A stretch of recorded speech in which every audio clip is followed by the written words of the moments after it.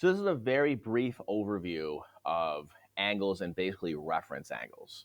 All right, so I'm going to write the word reference angle up here. The words, I guess.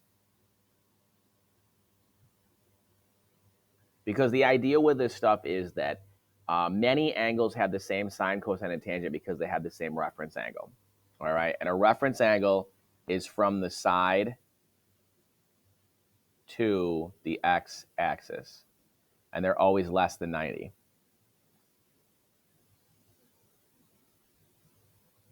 All right, so if I come down here, this green angle right here is 45 degrees. This red angle right here is 135 degrees. All right. So you might think, well, they've got different sine, cosines, and tangents and stuff like that. But it's actually not true because this red angle has this reference angle right here.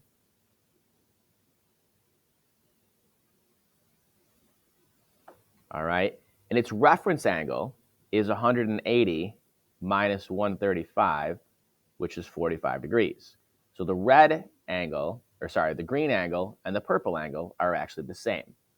That means that 135 and 45 are going to have the same sine, cosines, and tangents, other than they might differ by having a negative or a positive.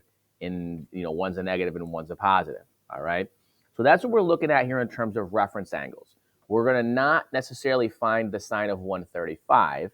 We're going to find 135's reference angle and then find the sine, cosine, and tangent of that, and then give it a positive or a negative based on what we know about these things. All right. So now the other issue is that some of these things relate back to what's called a unit circle, which is down later in this set of stuff. But in the unit circle, we can figure out that a lot of these things are just the x value on top of the y value. All right, that's what they'll break down to.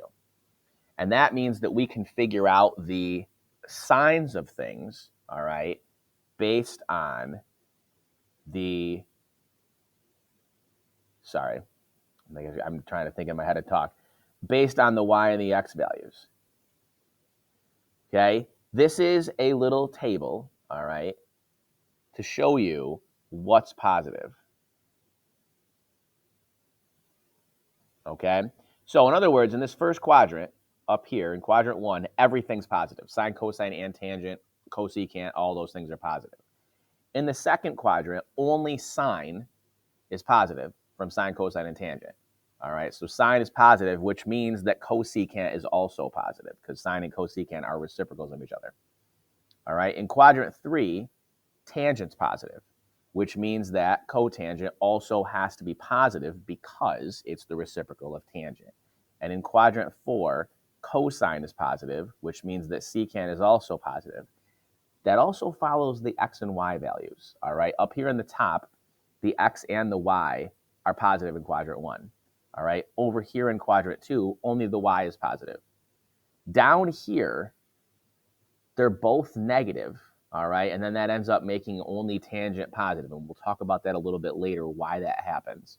All right, and then over here in quadrant 4, the x is positive, and then that ends up making just the cosine positive. All right, so what I use with this, and what I know most people will tell you if they do, is ASTC, all positive, sine, tangent, and cosine. All right, and then their reciprocals are also positive. So that's kind of the beginning of this, and let's go down through and look at what's going on.